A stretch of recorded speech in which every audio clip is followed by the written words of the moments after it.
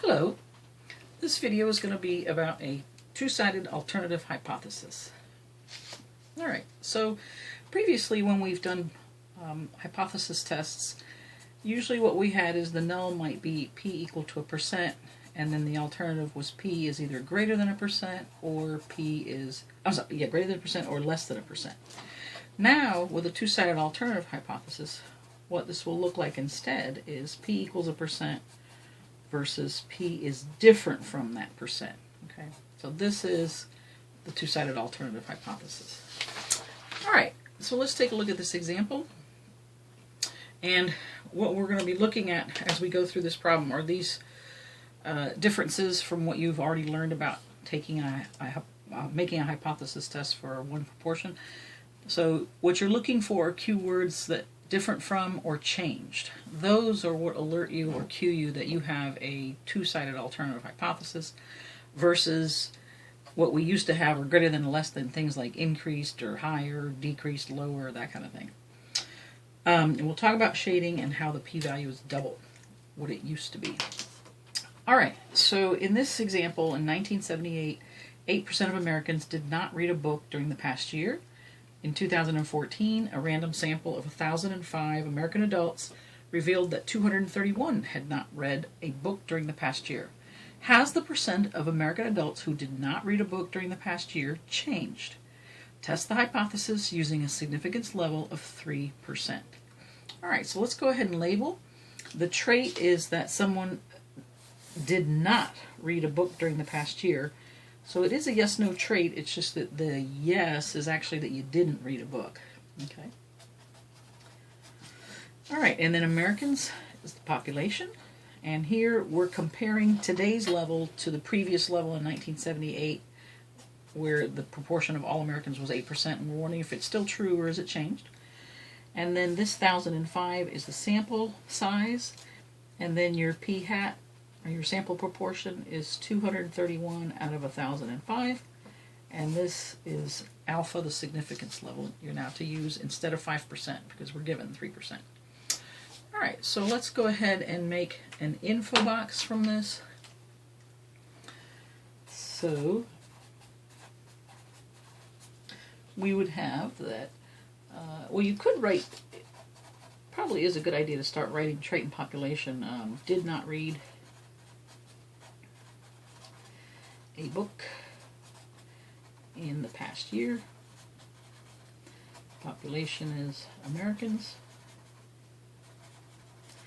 And then you have p equals 0.08, and sample size is 1,005. Sample proportion is 231 over 1,005, which is 23%. And now your significance level is 3%.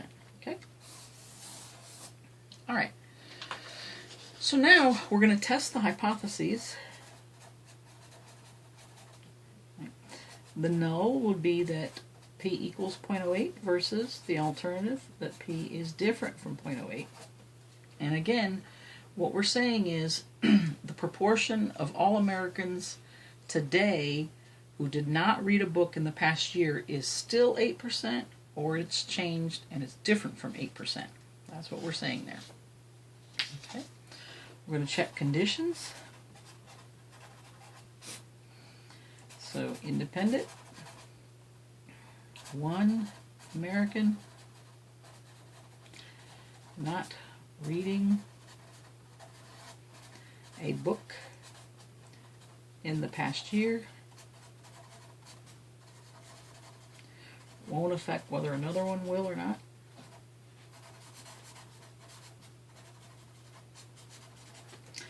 N equal to 1,005 is less than 10% of all Americans.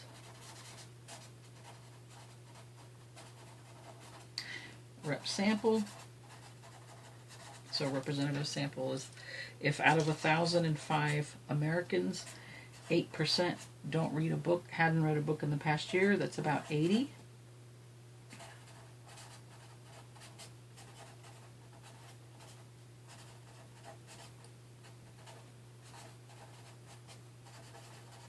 And that's more than 10 though. And then the remaining people, 1,005 minus 80 would be about 925, and that's more than 10 who did read a book in the past year. And random sampling assumed. Okay, so now that allows us to create our distribution of expected samples, which I call our model. And so the standard deviation of the expected sample proportions is here, 0.08, square root of 0.08 times 1 minus 0.08 over 1,005, 0.0086. And now this 8 rounds this 0 to 1, so I'm going to round to 0.01 for our distribution. So in the center we have this, the mean, 0.08, 0.09, 0.10, 0.11, and going this way, 0.07, 0.06, 0.05. Now, up to now, this is all theoretical. We're thinking that maybe today it's still 8% of Americans that haven't read a book in the past year. Now we're actually going to test it with reality. So we take a test today, right, a survey, and what we get is that 231 out of 1,005 had not read a book in the past year. That's 23%. Now that's so far out that I can only theoretically sort of say, well, it's way, way out there somewhere here. And honestly, it's way past the page. So this is a theoretical shading here. Now, let's talk about shading. If you look, one of your little information bits here, it says that shade away from the mean toward the tail. So it used to be that previously, if your alternative was p is greater than a certain percent, you knew that no matter where the sample fell relative to the mean, I mean whether the sample fell here or whether the sample fell here, doesn't matter, you shaded to the right because this was greater than. And if your alternative said p is less than a certain percent, again, it doesn't matter where the sample falls relative to the mean, whether it fell here or whether it fell here, you shade to the left because of the less than. Now we have a not equal to. So how do you know which direction to shade? Okay. Well, the basic idea is this. Given the mean here, if your sample falls to the right of the mean, then you're going to shade to the right, away from the mean toward the tail. If the sample falls to the left of the mean, here, then you're going to shade to the left, away from the mean toward the tail. So again, when you have a not equal to, you shade, if your sample falls to the right of the mean, shade to the right. If your sample falls to the left of the mean, shade to the left. So that's essentially what we're going to do here. So now, I know to shade to the right because my sample fell to the right. Now let's go ahead and figure out what are the chances of getting this sample. Now obviously it's 0, the chances are 0, but let's go ahead and actually calculate it. So we'd have, how far is 23% from 8% when standardized by standard deviation 0.0086, and we would get something that's 17.4 standard deviations away. Now, when you run that through normal CDF, you're going from this particular z-score 17.4 to 100, right, to infinity, and this will give you 4.39 and some more numbers, e to the negative 68. Now what this number really is when you take this decimal point and you move it to the left, because this is negative, a negative power, you move it to the left 68 decimal places. Well, that means you take one place to clear the 4, and then you have 67 more zeros. So you really have 0, 0, 0, dot, dot, dot, 0, 0, 0, 67 zeros. Okay? So I think we can safely say this is 0. So basically what we're saying is the chances of getting this sample are 0. However, what we need to also check is what are the chances of getting a sample the same distance away on the other side? Because when we test the alternative and we say p is not equal to 8%, this not equal to is really concerned with both sides. And what we got was a sample to the right of the mean. So the assumption is that we could have gotten a sample the same distance away to the left of the mean, okay, same distance away, So whereas this sample was 17.4 standard deviations to the right of the mean, this sample would be negative 17.4 standard deviations to the left of the mean. Well, what we can see is because of the symmetry of the normal curve, this area is the same as this area. So the area on the right is going to be the same as the area on the left. So rather than recalculating for this sample that we're assuming would have fallen to the left of the mean, rather than recalculating a new z-score and a new normal CDF, which would end up going from negative 100 to negative 17.4, and giving us the same value here, we just go ahead and double what comes out of normal CDF, right? So here 0 times 2 is still 0, but whatever had been here, we just double it, and that becomes the new p-value, okay? So essentially, anytime you have a not equal to, you're going to double what comes out of normal CDF or TCDF, and that's when you call it the p-value, okay?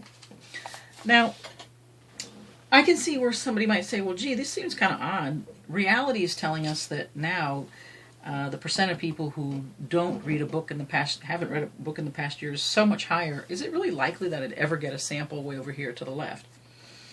Probably not in reality, but it doesn't really change anything because 2 times 0 is still 0. So it really won't change your conclusion at all. The only time that it really comes into play and it has an impact is when you get a sample, let's say, that's not too far to the right of the mean, in which case when you go to find the probability of getting that sample, you'll get, something reasonable. You'll actually get a probability of getting that, not something like 0. And then because it's probably just sampling variability, you really could have gotten a sample to the left of the mean. And so therefore, you really do care about both sides, and doubling whatever comes out of normal CDF or later on TCDF will really matter. Okay. So in any case, double what comes out of normal CDF before you call it your p-value, and then continue on with your conclusion. So here, the p-value is less than the significant level alpha. So 0% is less than 3%, so we reject the null. And there is strong evidence